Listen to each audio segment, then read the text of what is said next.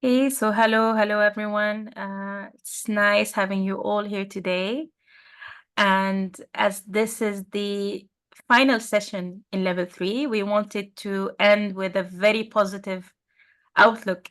And in this session, we're going to hear about success stories in the open science ecosystem so that you guys would know that, you know, everyone could make it. It might be a bit of a bumpy road, but you will eventually make it. So without further ado, Boso, please, the floor is yours. Thank you. And to my colleagues here, everybody, I want to say thank you for the opportunity one more time. This time around, we want to talk about the practicality and actually what I've witnessed taking up the initiative of open science for an institution that has its offices. When I mean offices, they have their campuses covering thousands of hectares in 32 African countries. So I'll be talking about IITA, my immediate work that I did with them. A little introduction. When I joined IITA, I was employed as the institutional data manager. So my role transitioned while I was there, and you are going to see how it transitioned. Also, IITA was established in 1967, and since then they have been carrying out research. Most of their research work were paper in those days. I was made to understand that in the 80s, late 80s or mid 80s upwards to 90s, the institution decided to have a relational database management system, and a unit was responsible for managing it.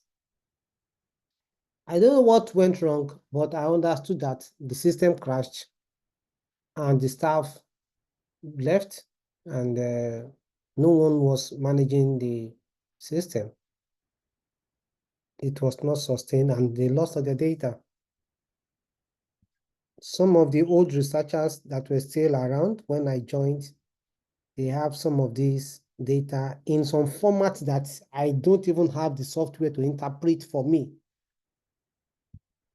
So IIT hired resources to take off open access after they signed the convention in 2013. They've had their first hire in 13 or 14? I joined them in 2015. And when I joined, the first thing they told me is that they just hire me, but they are not expecting any success from what I'll be doing. That is what my supervisor told me. And he said, because scientists here don't believe in what they have hired me to do. Unfortunately, within a couple of months or a year or so that I joined, my supervisor and DataCite, so an IITA parted ways, and the man that is supposed to be developing the institutional repository also moved. The institution only asked me to oversee data management plan across all its locations. I identified the gap left because I was lonely. There's nobody talking about open access, nobody talking about repository. So I was compelled to add those responsibilities to my own. It's more or less like I want to make a success before I leave this place. And that was how, without management giving me the mandate, no promotion was accorded to me. No additional fund was added to me. I took on those roles, employing my IT skills, my management skills from the private sector to turn things around. And that was the beginning of it. I contributed to several groups to get recognitions and became a thought leader. I must confess that I studied, I read, because I needed to be on top of the game in a very short while. If not so, I may also be out of job. So my vision was to institutionalize open science, open that I would get management support. And I got it within a very short while. However, there are many challenges. There is across all IATA stations all over Africa, there is poor understanding of open access or open data by the entire community. There is a concern with sharing data, which could be an asset for competitors. Competitors could get their research data and go and write book on it, or they can, you can imagine people working on cocoa soil and cocoa as a product. If people see they can make something extraordinary out of cocoa, and cocoa is big money in West Africa. I just give it as an example. So people don't want to share what they feel is their intellectual property and make it open. And the fear of someone else publishing on the data shared before the data owner even publishes. And we have the ethical concerns. Some will tell you that, especially the socioeconomic scientists, they will tell you that they go into the villages to talk with people. Do you want to be putting the name of people and their phone number in the public? What are you telling me? You want me to put the date of birth of somebody in the public? So we have to start teaching them about data minimization, data anonymization, data randomization, different ways of treating confidential data. Then they were saying that, okay, I want to share, but I'm not ready to share my data until the next 4 years. How do you manage it? I won't give you until the 4th year. And the danger is that if they don't give you while they're still working, in another 2 or 3 years, they can tell you that they have lost data. So we talked about what is called embargo period. And there are no incentives for data submission. If they submit data, nobody recognizes, there is no cash award, there's no promotion, there's no consequence for non-compliance. So why should they continue? Researchers do not trust hosted platform for fear of hacking, access control, identity and access management. They will tell you that you said my data will be in the cloud. They will point to the cloud. They will point to the sun or to the cloud and say, this cloud, that wind is blowing.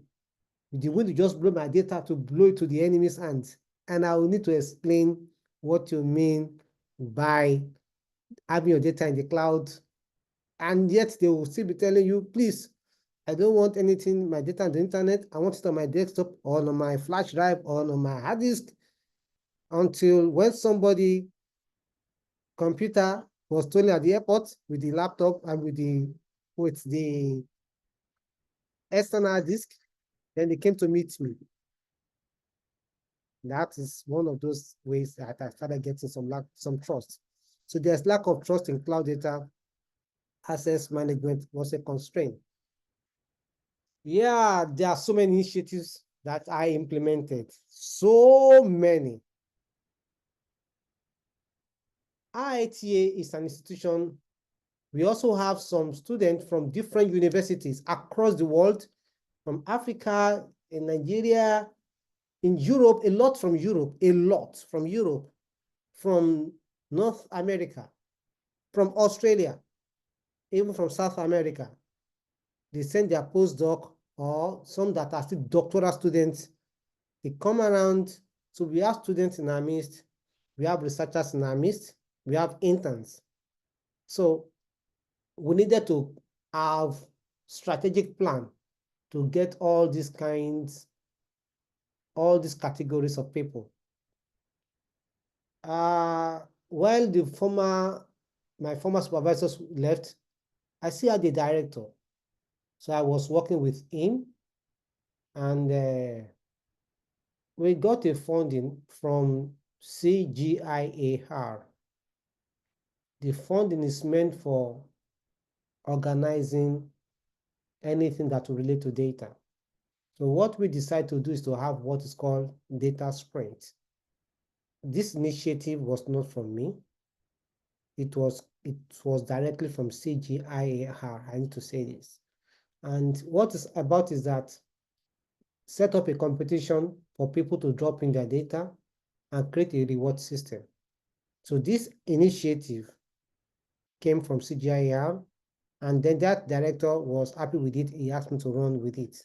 I got some funding, some good funding in thousands of dollars. So I told them, if you submit 10 data sets within this period of time, 10 data sets means 10 different projects, not just 10 type of data from one single project. No. I mean 10 projects. So I'm expecting them to go back into the archives and begin to bring the data out.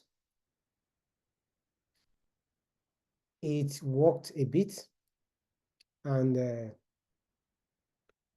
immediately we gave some $1,000 to one of the scientists, and we wrote it in our bulletin that we give 1,000 to a scientist because the scientist submitted this number of data sets within the given period.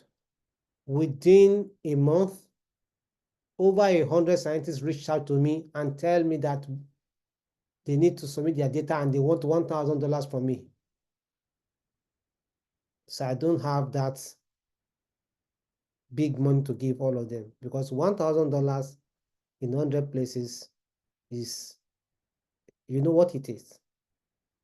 So I don't have $100,000. So I had to manipulate again. Eventually, when they realized that I was cutting the money to around $200, they were discouraged. But I was still able to get some researchers to drop in.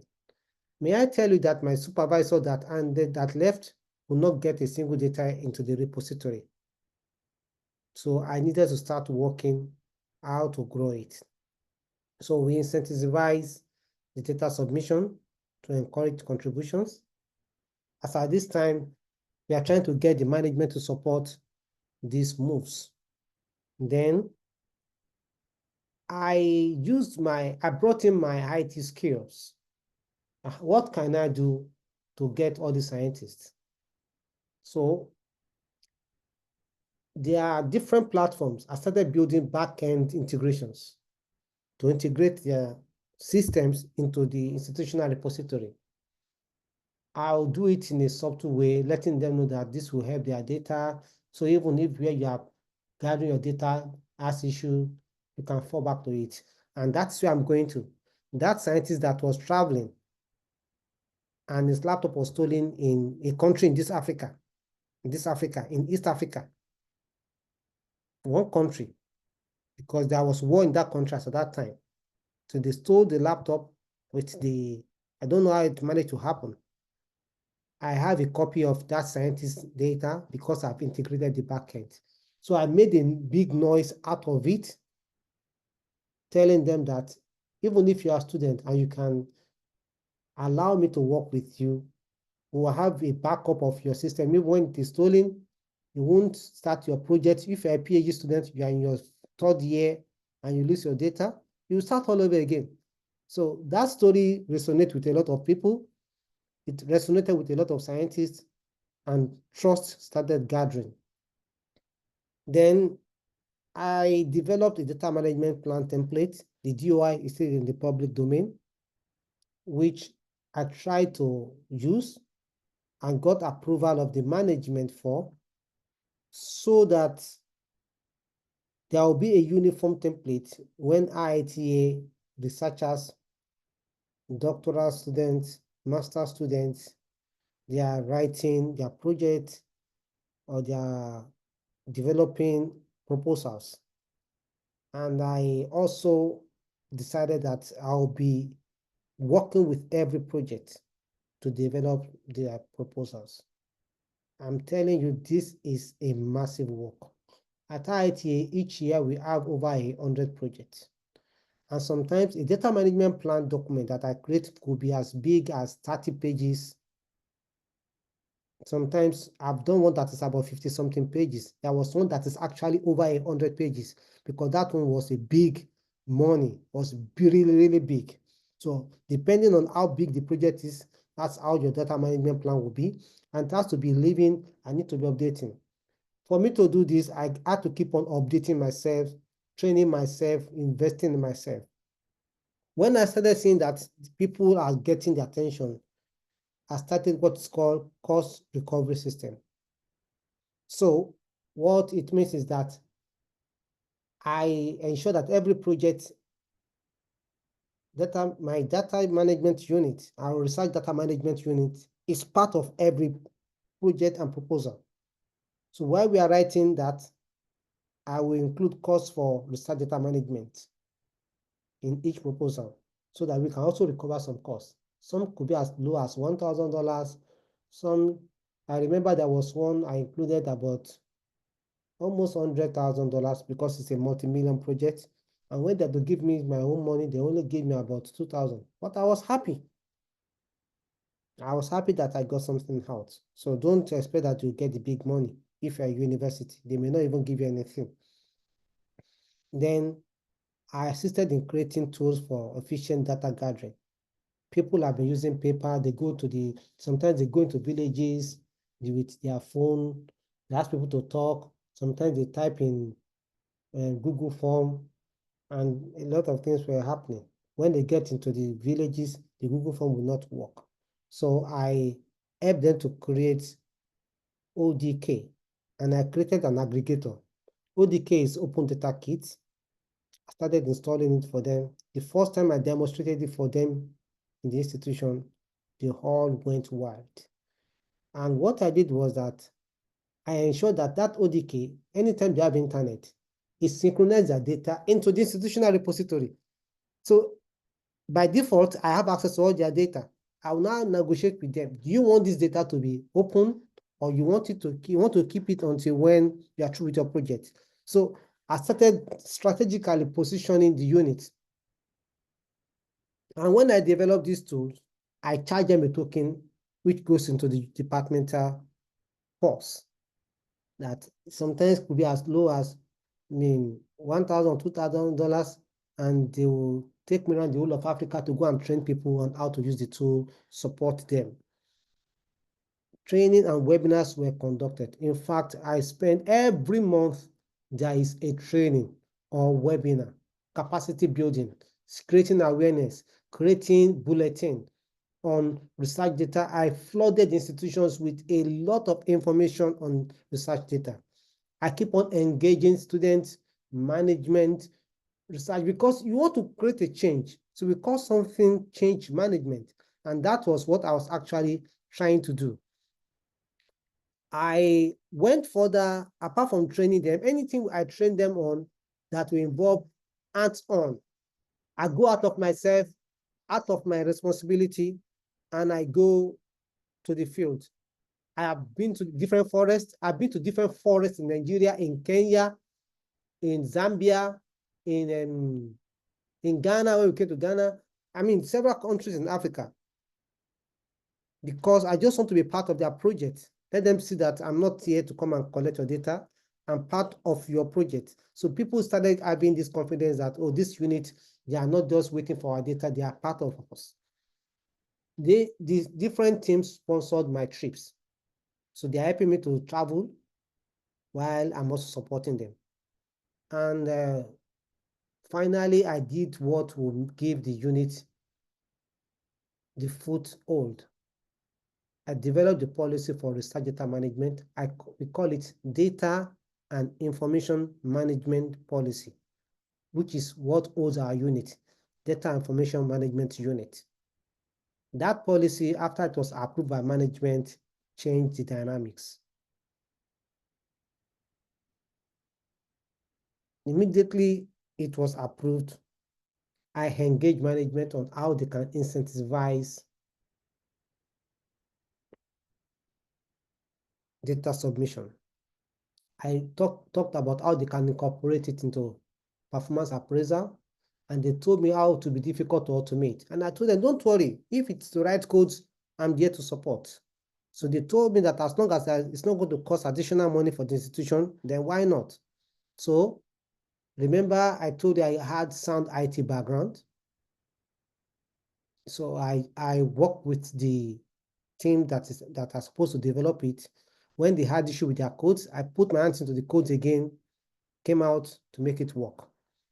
And to make life easier, for those that go into the field and they don't want to integrate with our system, I developed data submission automation system in which wherever they are, you can just upload, write in their information. There are some basic metadata records that they must share. And once they share them, they can submit. So that one was also done. Process and workflow development. Now, when it was like the unit is getting bigger, remember, I was a one-man riot squad doing everything. The management approved that I can hire somebody to manage a repository to get sympathy. When I found out that there is someone, I don't know how to use the right language, but this is being recorded. I try to do what is called diversity and inclusion. That's where I can put it.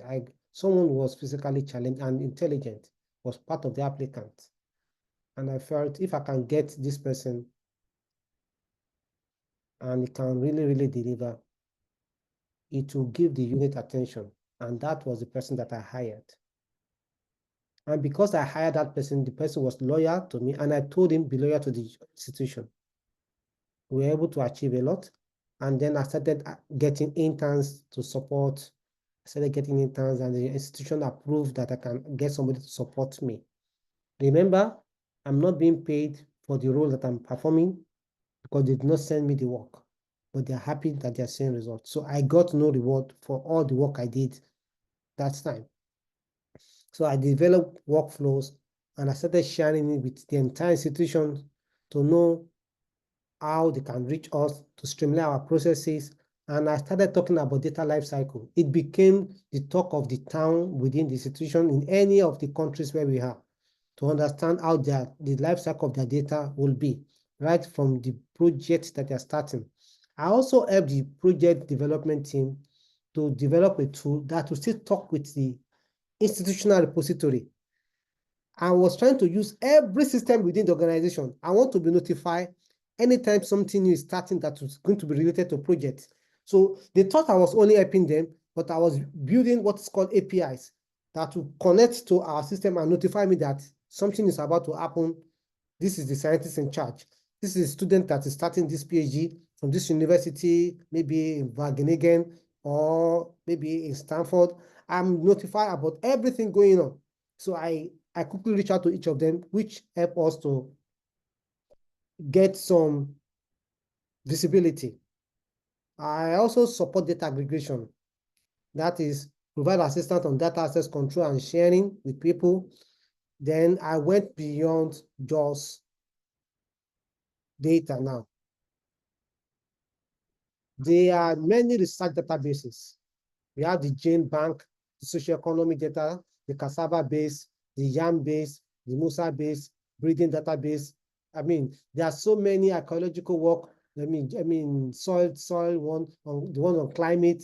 I started dealing with their databases.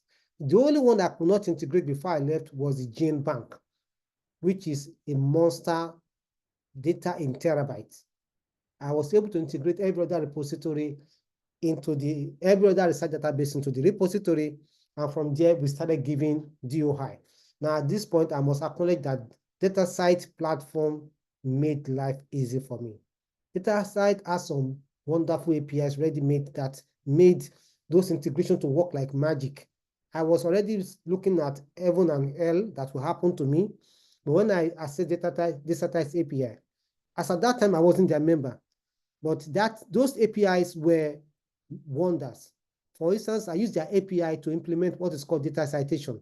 So anytime you want to download the data, it asks you that, will you want to reuse, download, and to give you options of different citation platforms you can use. You can use Harvard, IE, Vancouver. No, there are so many. Just pick your option and to give you. So those are some stuff that I got from DataCite. I don't know any platform that will give me that again in Africa. I mean, among the PIDs, but that really was a game changer because scientists started saying that they can actually get citations when people use their work. And then the research database unit is different from the library, but we collaborate. I realized that the library is still very old.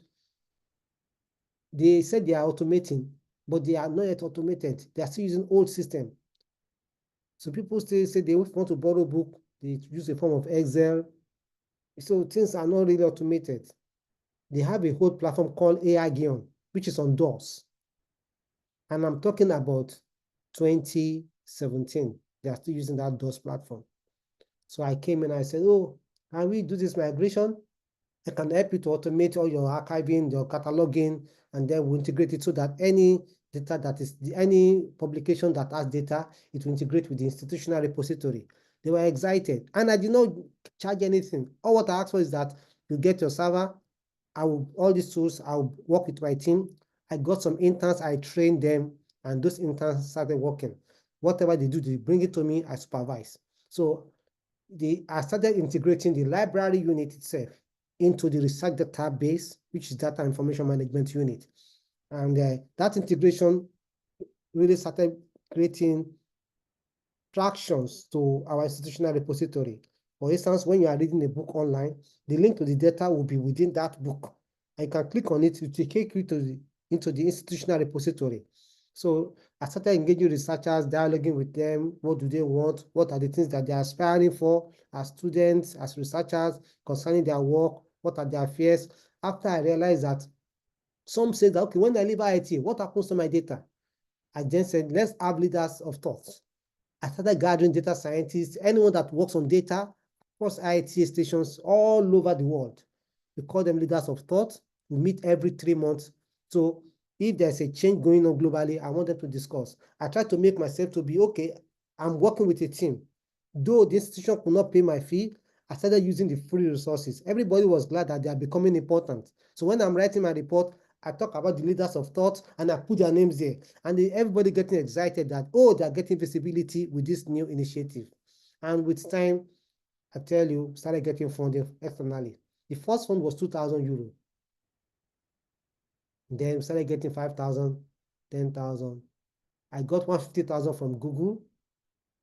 So you can see $150,000 from Google. You can see how the fund, there was a 250,000 that came later too.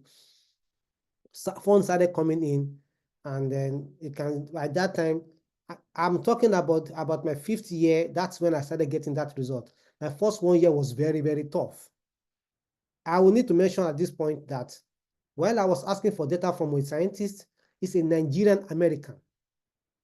I said he is a Nigerian American, but is in Rwanda. He looked at me and said, Bosun, you are appalling. And I never got angry. I said, what did you say? I said, do you hear me? You are appalling. Because I was asking for the data set of his project. He said, do you think I'm daft that I will not give you my work? You're appalling. Please stop talking to me. I made this man to become my friend. I traveled down to Rwanda to meet with him. And I said, I appreciate the fact that he's angry with me because I'm actually stupid for asking for his data. I should be talking about how I will support his work. And he became my friend. In fact, he's part of the leaders of thought that I left behind at IIT today. I have another person from India. She said, you are disgusting. And I look at myself because that one is based in the same campus. And I look at my body, whether there are feces or dirt on my body, because she said I'm disgusting. So when I could not say anything, I said, oh, you are kidding me. I'm really disgusting. I've forgotten that the toothpaste I use in the morning is not good enough. And she got angry that I was trying to make fun out of what she said. She said, I mean, you're disgusting. Don't talk to me. And I left. It was about the time that we are doing the data sprint. I came back to her, I said, you know that if I got the data from you today, I can give you $100. And then that opened her here. She said, then I'll give you 5 data. I said, no, I just want one from you. After I got that one, I gave her the $100. She became my friend. So although I'm telling you that it's not a smooth ride, I'm just letting you know it wasn't a smooth ride. After we got the external funding, I started creating reports. I started sending to management. Initially, they were not interested. But the day I showed them that the researchers at IITA, they are getting some projects because of the data in the repository, it caught the attention of management. So I mandated the creation of OKIT for all scientists, and they were actually cooperative with me. I kept the database, and then my project vision changed to global visibility. I wanted to gain respect from us researchers. So I started contributing to papers on data subjects in core data, in patterns. I started writing papers. I presented at conferences in different countries, Australia, Ghana, Kenya, India, Jordan, the US, in Canada. I started writing papers. Then I joined strategic group like the CGIAR, Data and Information Management Working Group, the Open Access Working Group, Metadata Working Group, and I started taking a strategic role.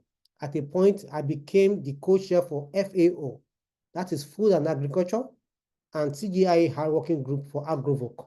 AgroVoc is like the ontology for all forms of agriculture. Anything related to agriculture, whether it is whether the ontology for it, I became the chair for it at global level. So at that point in time, mind you, up to now, I never had PhD. PhD students started coming to me to help them with their work. So at that point in time, I became a leader indeed in the field. And I wanted to go beyond. And so many projects started inviting me after I led the FAO CGIAR working group on AgroVoc, the cocoa soil ontology. I was one of the core persons that developed it that the whole world is using today. I contributed to the development of CGIAR metadata schema, which is still being used today. So I developed data and knowledge platform for the institution, which integrates data and knowledge, and you can get analysis of different work coming up or linked books and data. You can get the data and to point you to different books that are related to that data or works that are related to it. I supported the development of a broad knowledge portal for the library. I migrated their legacy library platform to modern ones.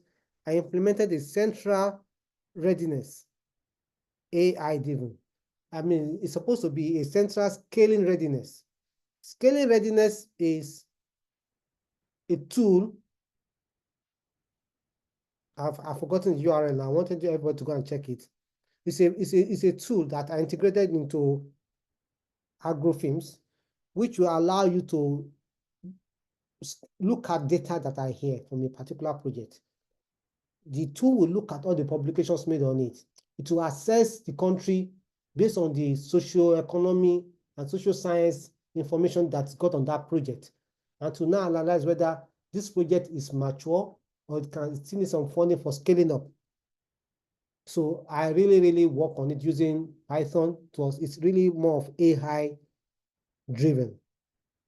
This caught the attention of the entire management and scientific community at CGIAR. So also, I developed something which is still being used till now, even in Europe. It's an AI decision-making data collection platform, and it has its own inbuilt data quality control.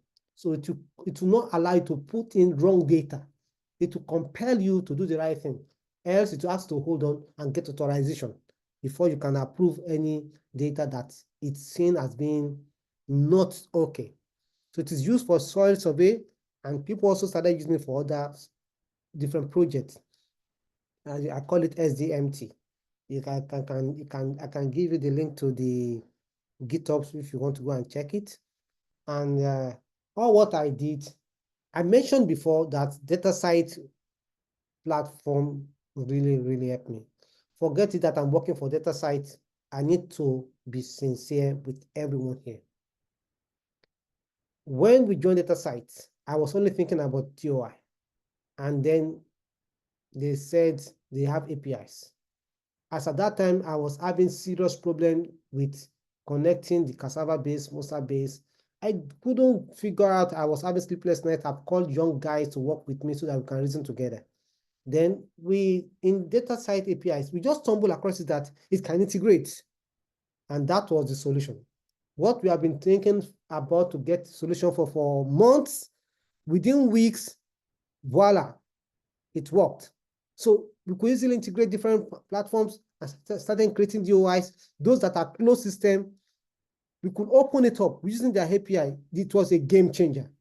And I became an evangelist of DataCite for entire CGIAR that no, this is beyond DOI. Then their metadata schema was another fantastic tool. So we're able to merge it with our own agricultural metadata schema, CG Core version 2. And then with that metadata, all our data that we are putting in our system, it started giving us reports using from their commons. And when I log into their Fabrica, I can see the usage of our data, I mean data from different departments, from different thematic, the social economy, the one on plant health, the one on animal health. I can begin to see them, how they are growing. So instead for me to be writing API, to be writing code to create analytics, I just started making use of DataCite Commons, which is an index platform. So every month, even sometimes I will have forgotten that I need to send a report. I will just go there early in the morning, download all those dashboards, and I forward it to management. So it made life so easy for me. And most of my stress were removed by joining DataCite. And you can now see the reason why I decided that, no, let me work with this organization. So there are so many APIs that they have that will make life to be so good. And DataCite also afforded me the opportunity to talk about what I've been able to achieve with their tools. So I have seamless integration with the CIR platform. I was able to integrate with USD, US Department of Agriculture. I was able to do some APIs connection with them. The cassava base, the yam base, the moza base, I was able to integrate with them. And what are the outputs? A data citation was institutionalized. So researchers now have adopted using data and citing it. Then we get more funding. I mean, direct funding because of the repository. At least I mentioned that the unit got some funding directly because we are talking about advancing open knowledge. Then DataCite started getting new partnership in research. One of the great scientists that he has also left IITA, Dr. Alamu, because of his data, it's on plant health. He got another project. The project want to work on something related to this data, and they needed this input. He wrote to me that what can he do? I said, no, go for it. Tell them you can do this, but they needed this primary knowledge on what led to the data that's collected. And got funding without applying for fund. To apply for fund and secure that fund is not easy, I will tell you that. But he never applied for this. They came to meet him. That's just an example of out of some that I could remember. And we get increased visibility. We started getting data citations, downloads, invitation to conferences, institutions, based on the data in the repository, which may require further works. And we developed secondary tools. IIT data scientists integrated the institutional repository to develop tools for data wrangling. They build the tools on top of the repository. When I say on top, it's not physically on top, as in they use some connections so that when they're on that tool, you can get some insight into data, which creates new opportunities. I also get them to be able to get some new interns, create employment opportunities for some people. And then we started having some integrations on harvesting. For instance, data sets in IIT dataset can be seen in Google Research Data Platform. I registered the repository with retrieve data. CGIAR Big Data Platform was integrated with it, and I mentioned ESD and many more. that we got integrations. So we have the emergence of new researches. After we build the scaling readiness, we started realizing that when we run good data together, it gives us new idea about new research. For instance, okay, don't let me mention that they may not want to discuss it. There are some ideas that came up because of the data that they ran good. So DataCite metadata simplified DOI assignments because we have some non-agricultural research outputs. And our CGIR, CG core is meant for Greek. Because we are using DataCite, they have this metadata that can relate with any fields. So at that time, it was easier for me when I create data management plan to have it secure under DataCite DOI with their metadata. So we were able to build up using DataCite metadata schema.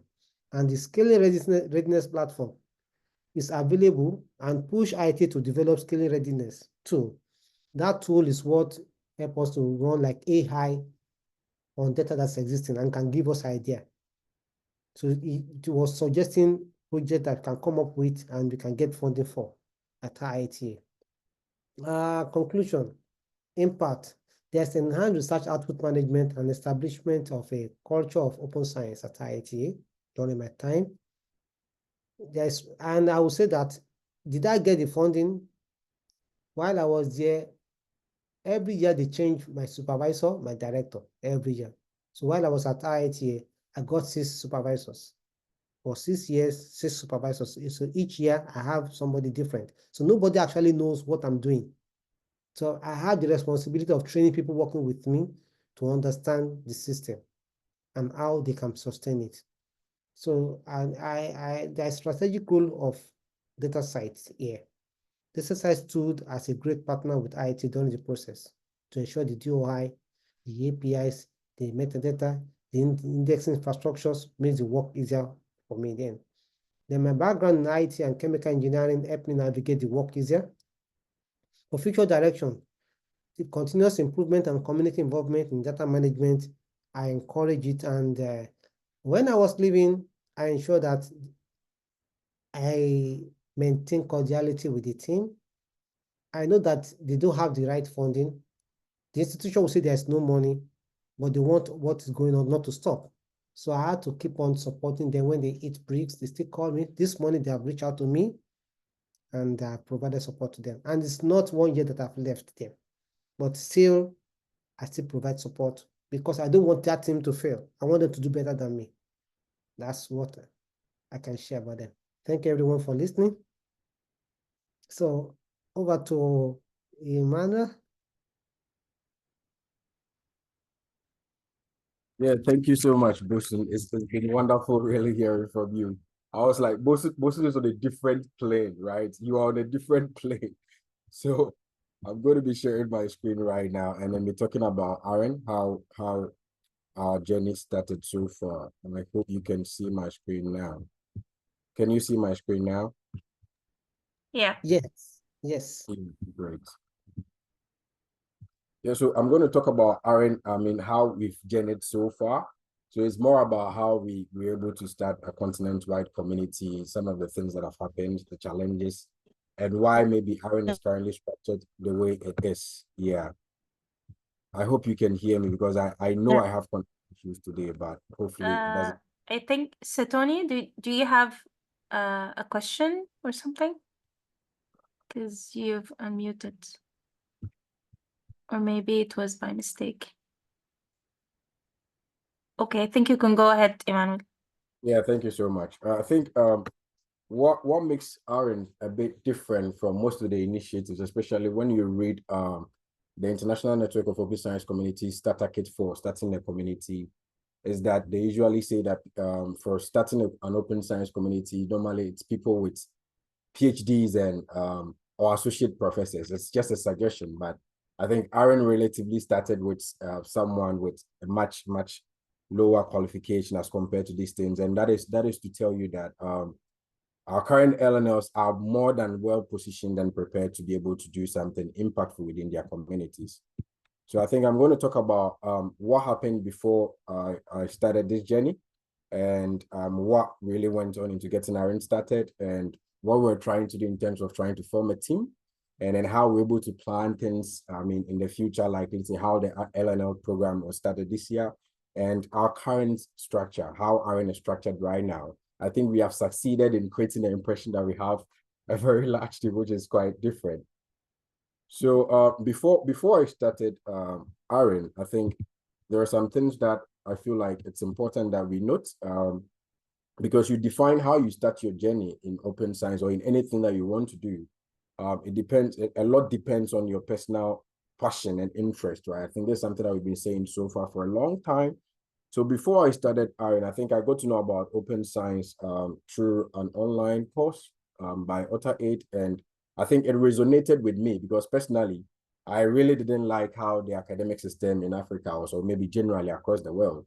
I think I'm not in academia, I'm not a researcher, but I just knew that there was so much pressure in terms of publishing to survive, or if you don't publish, you perish, and a lot of things that go on, gift authorships, and a lot of things that I feel like were not great. I mean, issues around accessibility. When I was in undergrad doing my final year thesis, there was so much struggle trying to understand my project because I didn't get a lot of papers to read around it. So these were things that really resonated with me when I heard about open science. I think the course talked about open access briefly, but then I explored. So one thing I always tell people whenever they want to do something is really explore. You need to explore so much and learn about what is going on, what has been done so far.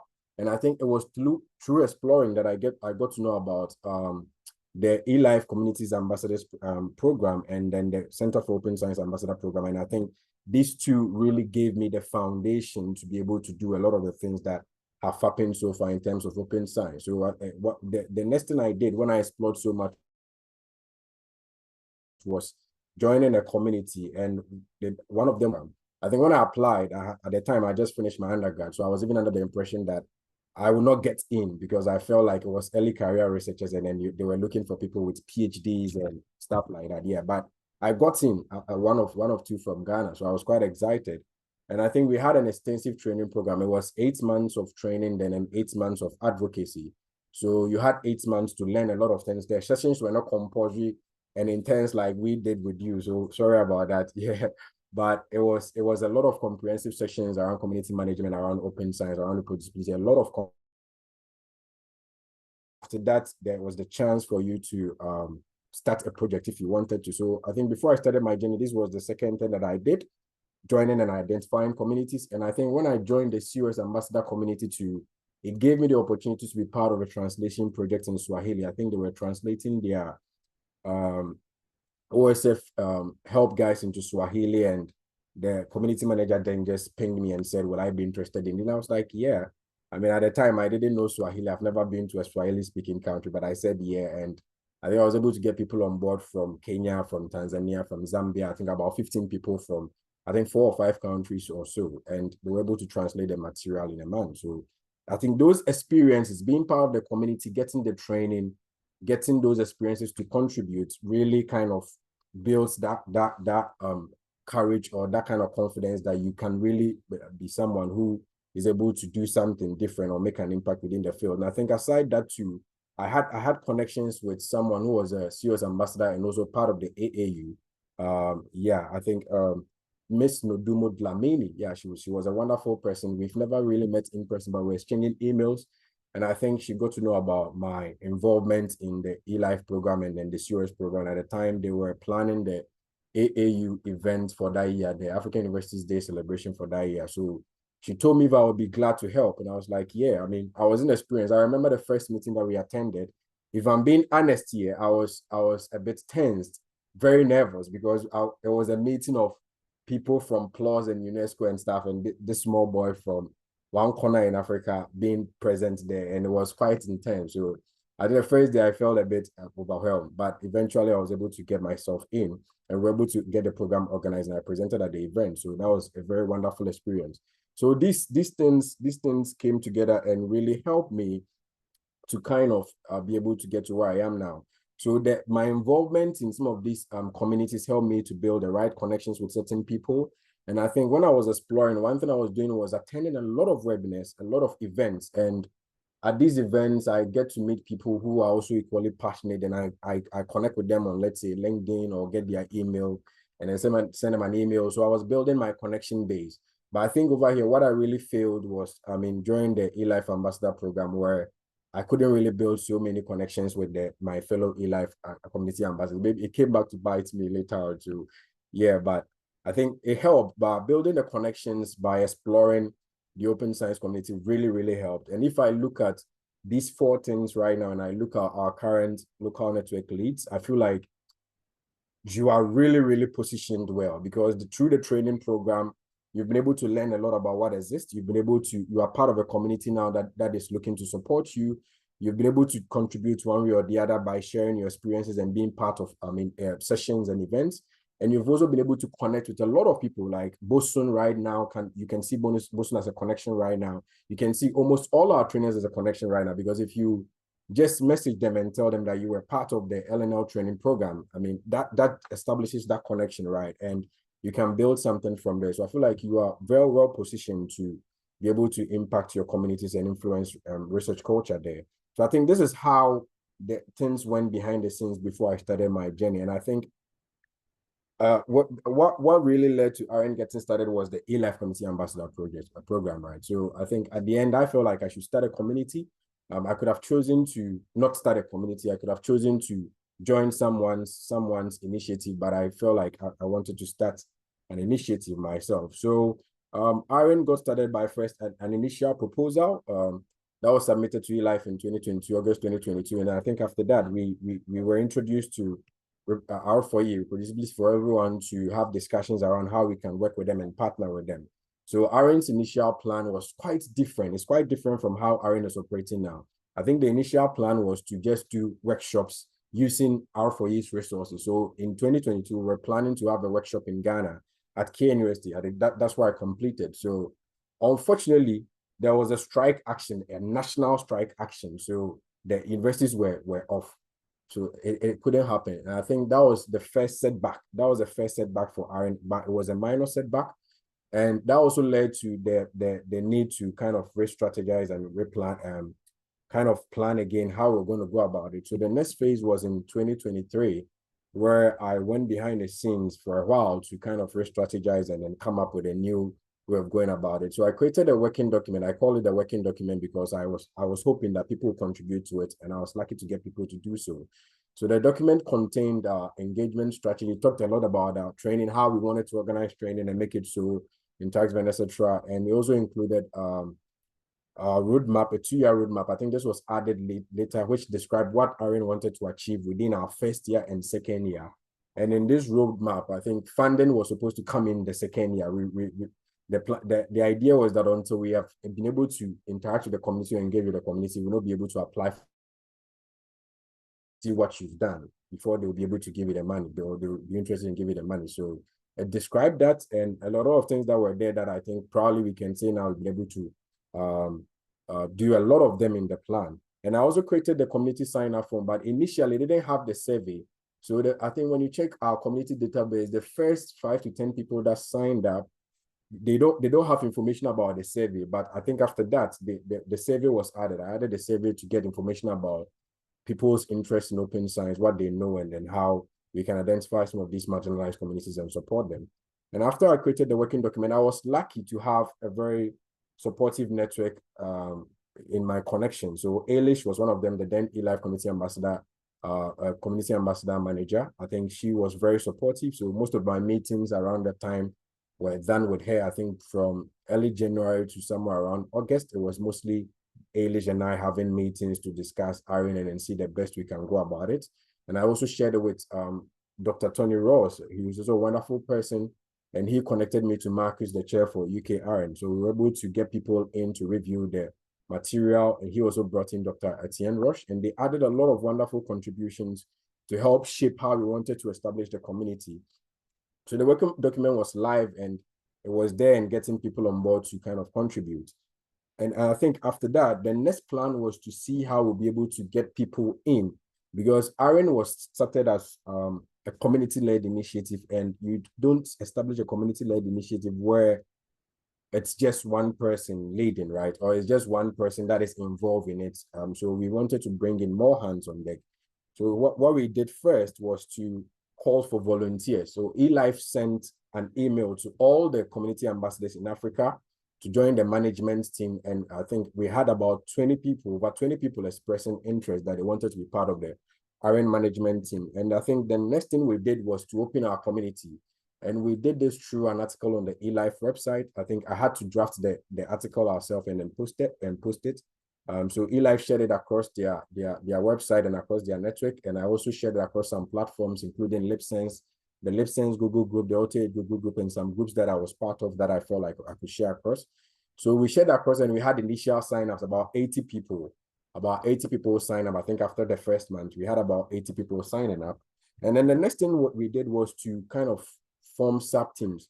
So we created these sub-roles where we were trying to form about 8 teams. We wanted to form the program coordinator team, the training and resource development, the organizing, the monitoring and evaluation, the media and technical support, the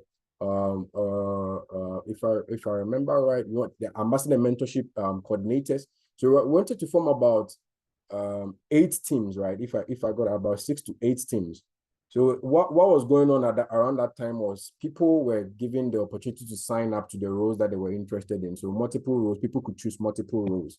And I think at the time I was having meetings with a lot of these people. So I sent an email to, let's say, the 5 people that signed up to be part of, let's say, the training and resource development team. And then I try to have discussions with them around how the role should go.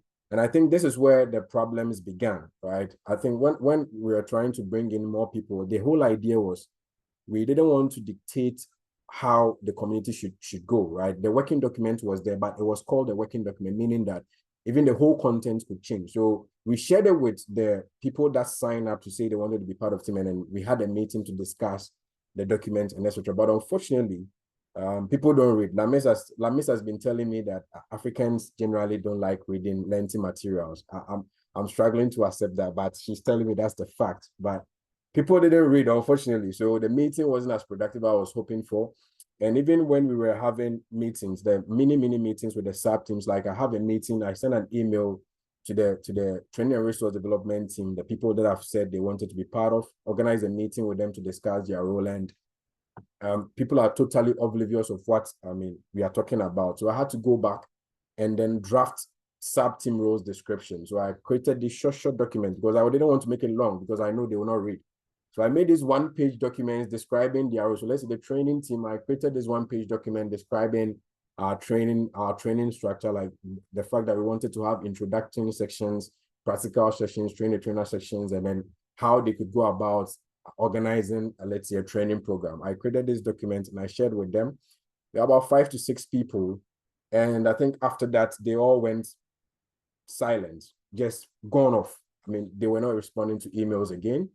It was a very bad experience because it stalled us for some months. It stalled our progress for some months because we were thinking that we are going to get in a lot of people to help, but people sign up for roles, you have meetings with them, you talk about their role, you create a document describing their role, and then the next step is for them to contribute something, and then they just go off, just run away. You can't find them anywhere.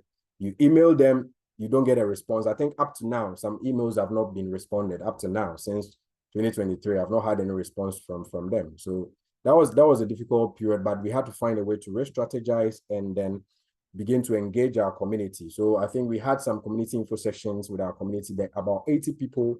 We started having community info session. I remember the first one, there were about 10 people, and the next one was just 1 person. It was an interesting experience, but I still did the presentation. Just 1 person attending the session, and then you still have to go on with the presentation because you don't know if others will join.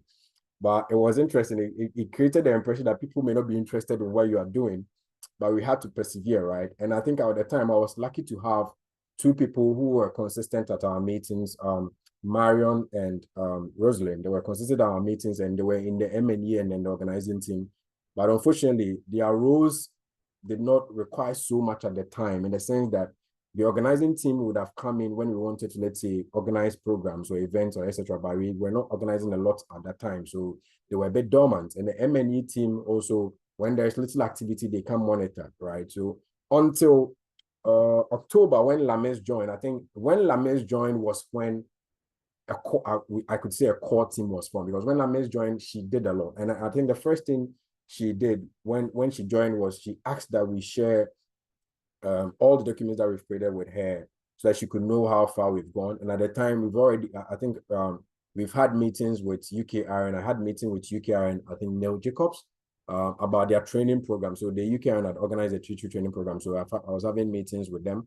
And the training team was a core thing, because in the working document, we were consistently talking about training, AREN offering training. And then we didn't have a training team or even one person in the role. So it was a really a big major setback.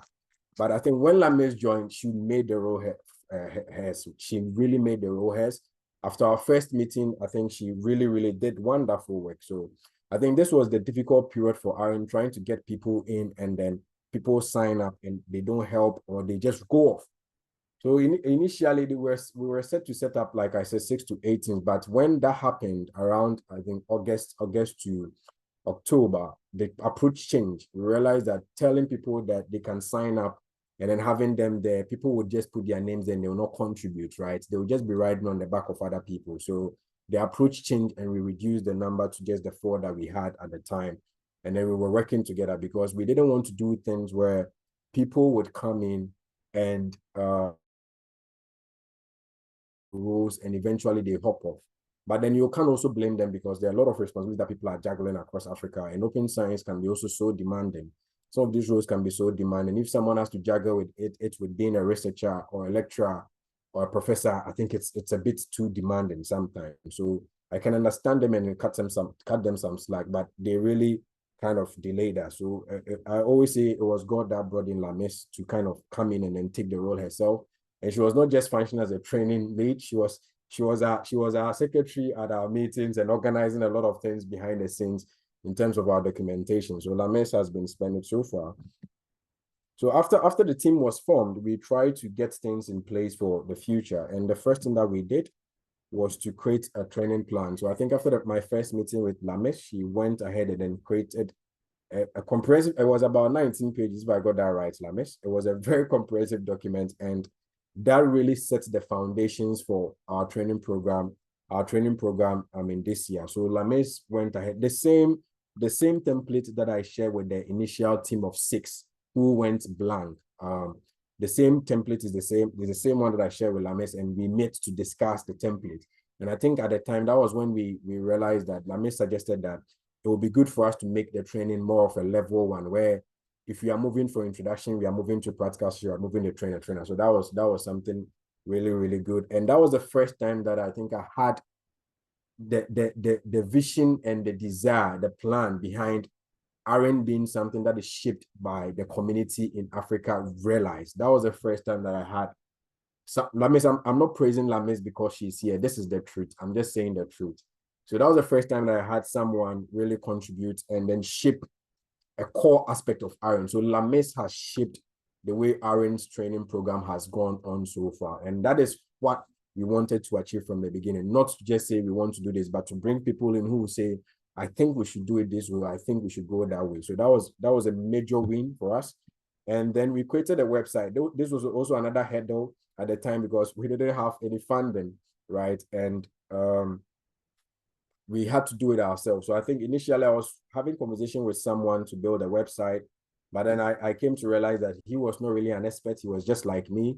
And at the end of the day, if he's building it and then he also goes off again, I think I was a bit traumatized from what happened with trying to bring in people. So I felt like I should do it myself.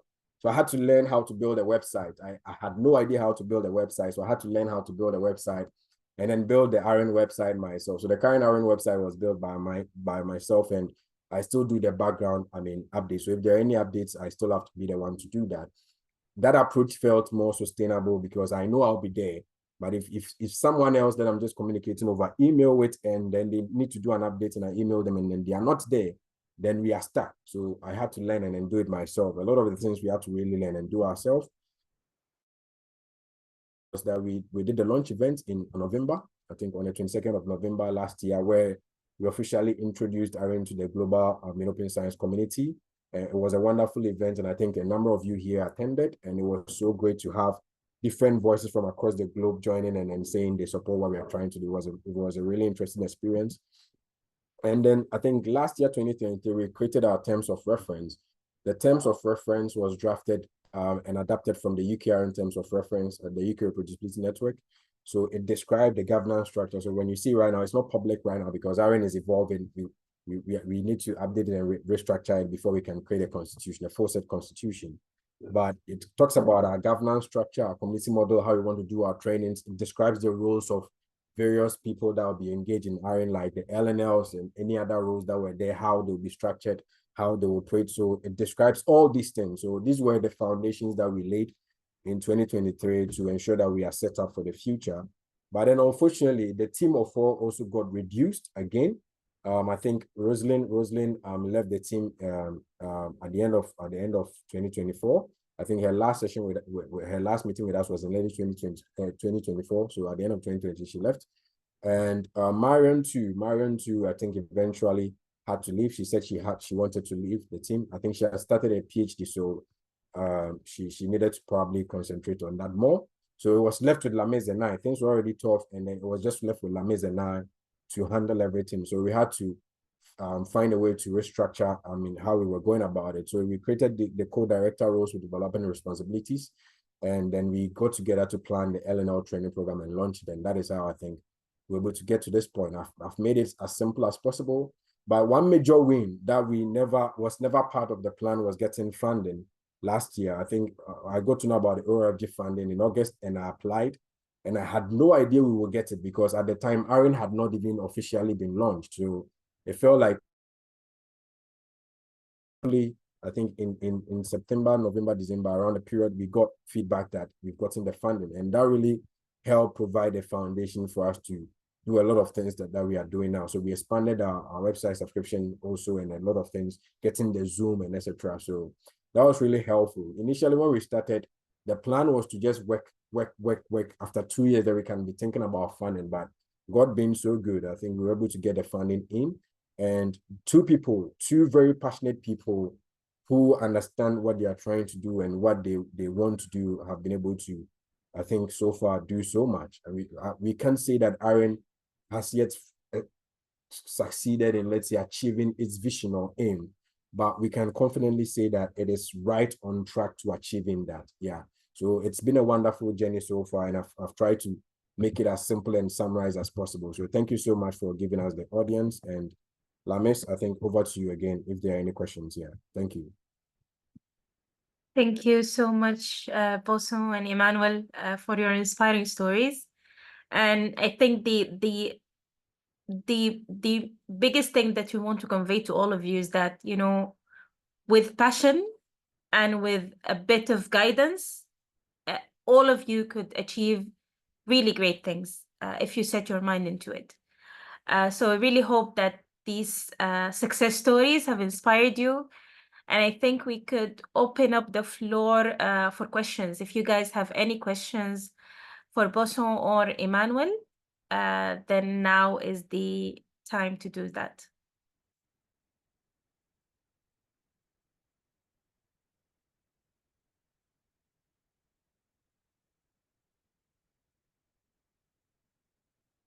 Okay, Paul?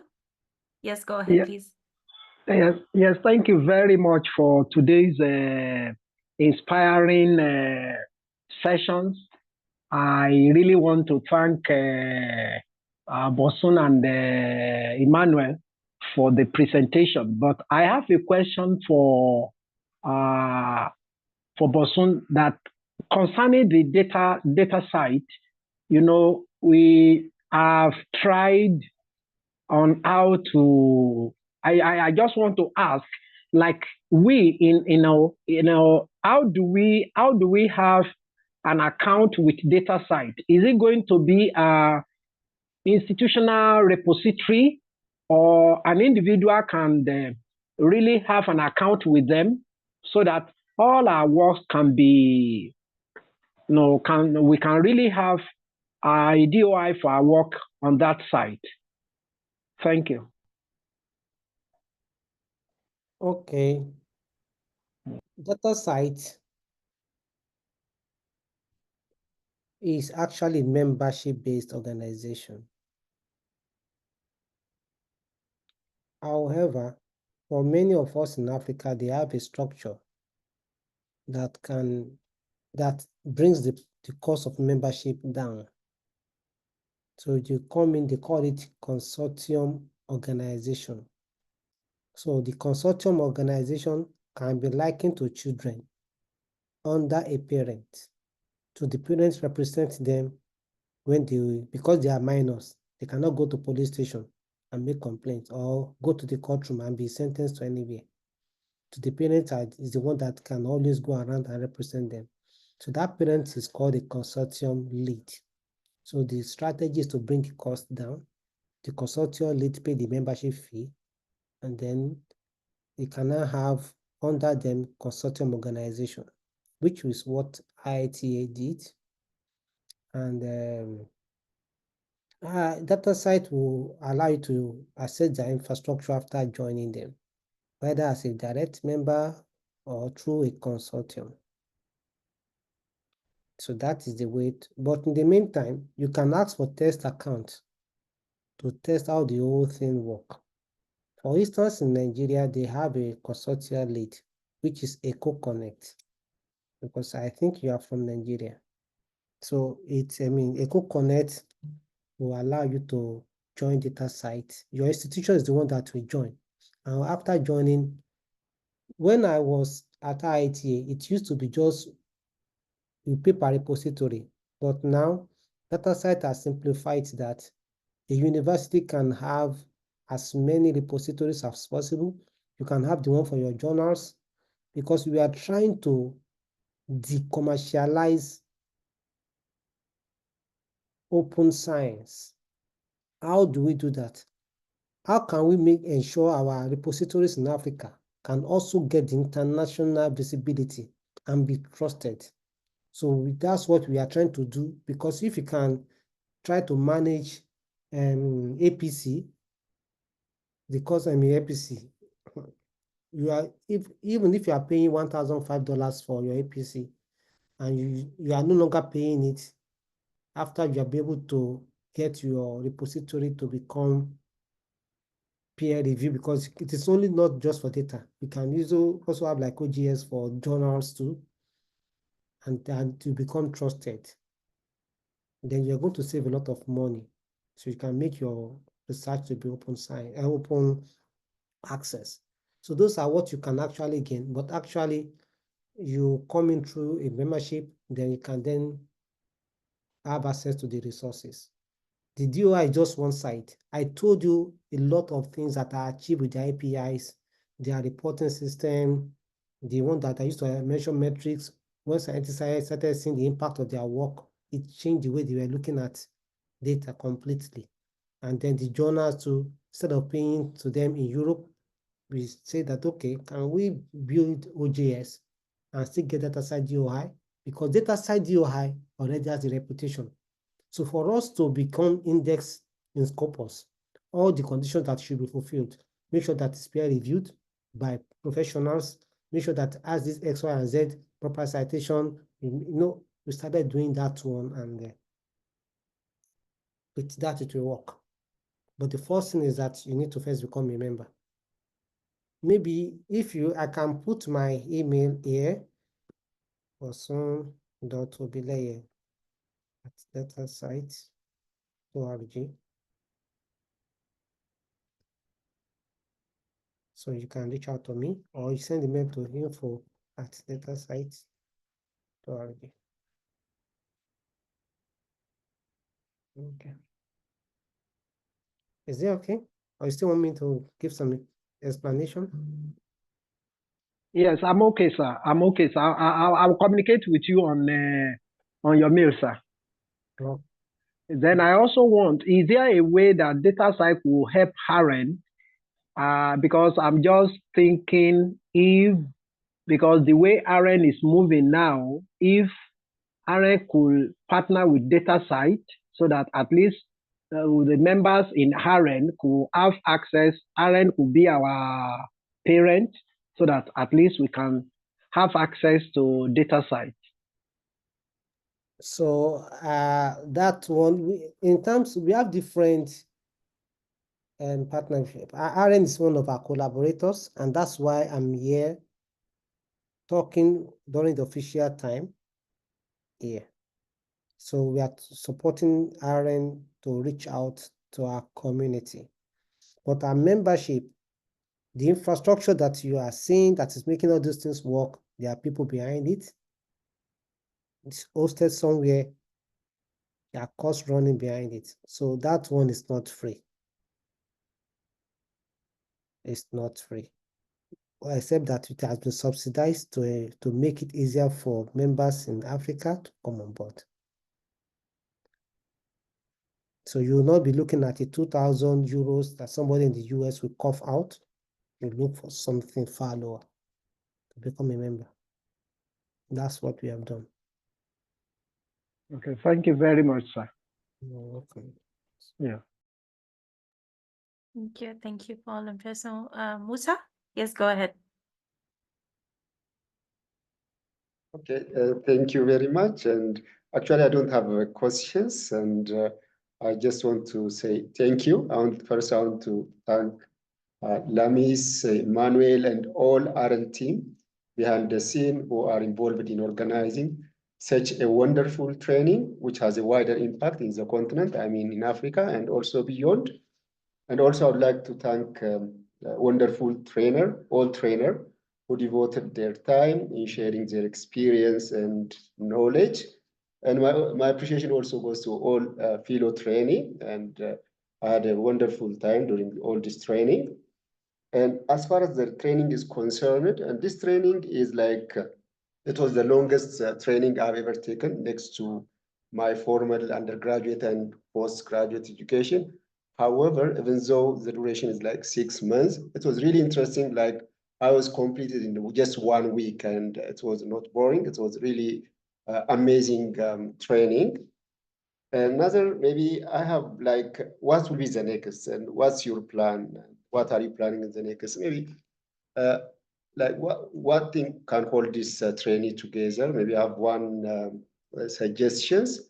Like, can we maybe form a team who can review preprint? And for example, last time I've asked a question, Johnny, and about a preprint based on this training, and I have maybe tried to engage in different activities like involving in peer review and also sharing data. And also I have uploaded one of our study like in preprint in mid-archive. But that preprint didn't go for review automatically. I think that's maybe really interesting area. Maybe I have to ask, or we have to ask for review, and otherwise it will stay there. Maybe you can get a public comment. Maybe taking this opportunity, if we can maybe think of forming a platform where we can review a preprint, like maybe I don't know how we can go forward, but maybe it can keep us together. It can keep all training, LNL training together, and that's the suggestion I have. Otherwise, it was a wonderful training, and I don't know, it's changing my eye. It's my perspective. I just start talking to my colleagues and who are working together at college level and at university level. It was interesting, and people try to ask like question, what's open science, what preprint, and they started asking a lot of questions about open science. Maybe in the future, if we go forward, we can change a lot in this area. And thank you very much. That's what I can say. Thank you so much, Musa. And I think you've just brought us to what's next, This is not the end. Yes, this is the last session in level 3, but this is the end of the first phase and the start of the next phase. Because what we are hoping to do in the coming, hopefully, year is support you guys in engaging your communities, because now you have the training, now you have the skills, but now what we will try to do is to support you guys in really doing that community engagement. And I'll let Emmanuel speak. Emmanuel, go ahead. Yeah, thank you so much, Lameza. I think you were on point. The idea for the training program is to create community leaders, right? To build community leaders. And the role of the local network lead is supposed to be perpetual and continuous. So it doesn't end with, let's say, the training program. That is not the whole idea. The training program was just supposed to provide the foundations we believe that the local networks would need.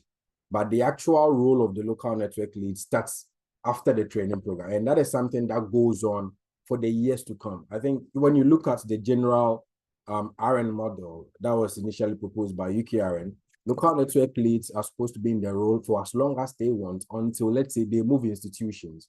But usually they are peculiar to institutions. Let's say if you are a local network lead at Hawassa University, your role would only change when you move from Hawassa University to a different place. So, but as long as you are at that university, your role as a local network lead exists.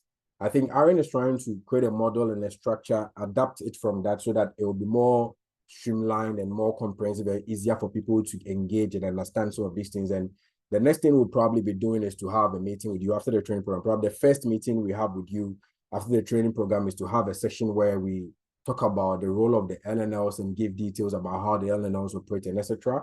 I think we briefly mentioned them in the documents that we shared earlier. It was an introductory document that we shared earlier where we briefly mentioned the role of LNL. So the idea is to have you in as local community leaders, and the role is supposed to be something that lasts for as long as you want. I mean, there is no limitation to how many years you can be in the role, unless maybe their community rules and structure, maybe you go against them and then the community feels like you are someone that needs to be taken out of the role.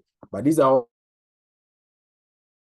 often trying to structure, probably they will be ready by the start of next year. And we can have this conversation with you about how you want to operate. But like Lamis was saying, in terms of engagement, usually it is up to LNLs to identify how best they will be able to engage their communities. And we also acknowledge that various LNLs have different levels of influence across their community. So someone can easily engage with management at their institution, others can't. So there are different ways that LNLs can operate across their institution. And I think the next session that we have after this, so that clarity can be established here. So no worries, I mean, Musa, there are a lot of interesting things that will be popping up. So do stay tuned. This is not the end at all, like Lame said. It's just the beginning. Yeah. Thank you, Emmanuel and Lamis. Thank you.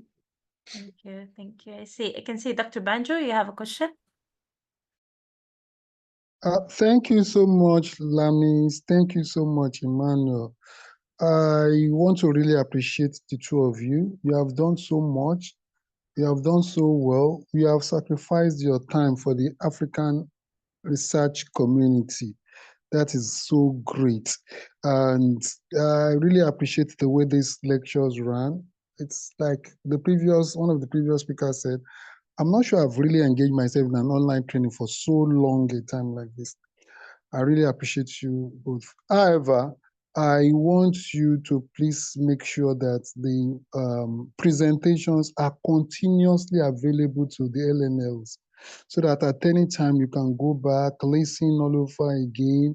Perhaps you want to do a project, you want to get something up in your head and plan along with it. Let all those lectures be easily available to us anytime, anywhere. Please, it is very, very, very important.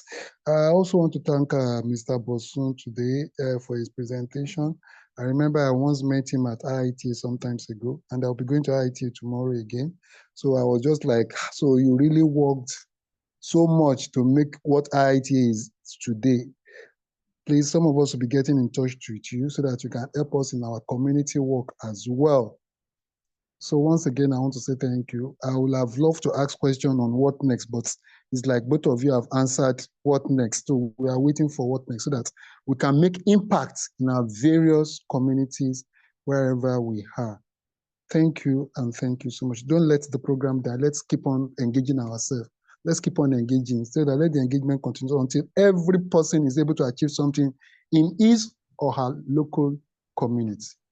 Thank you, thank you, thank you. You're most welcome, Dr. Banjo, and that's definitely is the idea.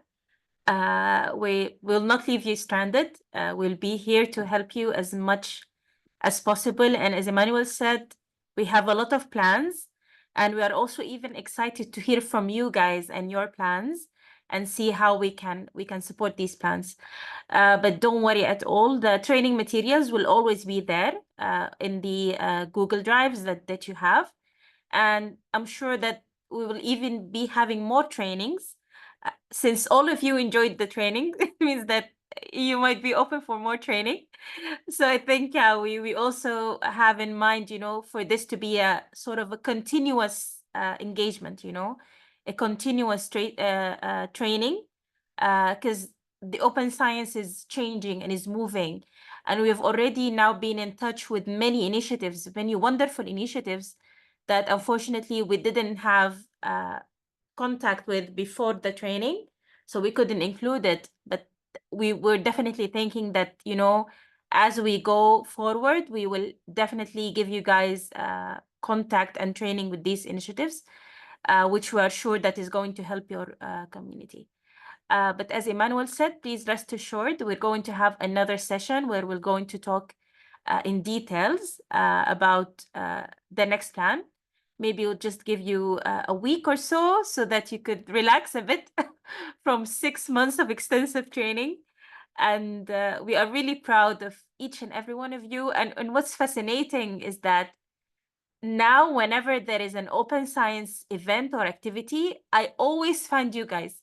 There is always like at least 3 of you on these events.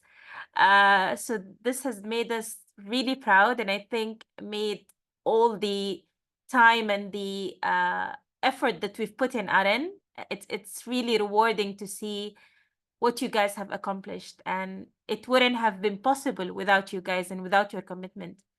So we cannot thank you enough, to be honest. Thank you very much. Okay, then. We already took so much of your time today, especially Boso. We're so sorry for keeping you quite a bit today, but it's really an honor for us to have you here at this very important final session.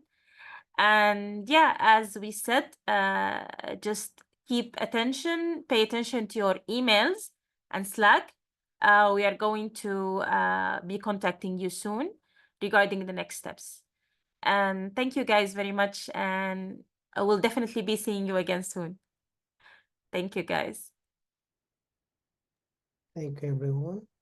Thank you very much. Thank you. Au revoir. Thank you so much. You're Bye. welcome. Thanks You're so most much. welcome.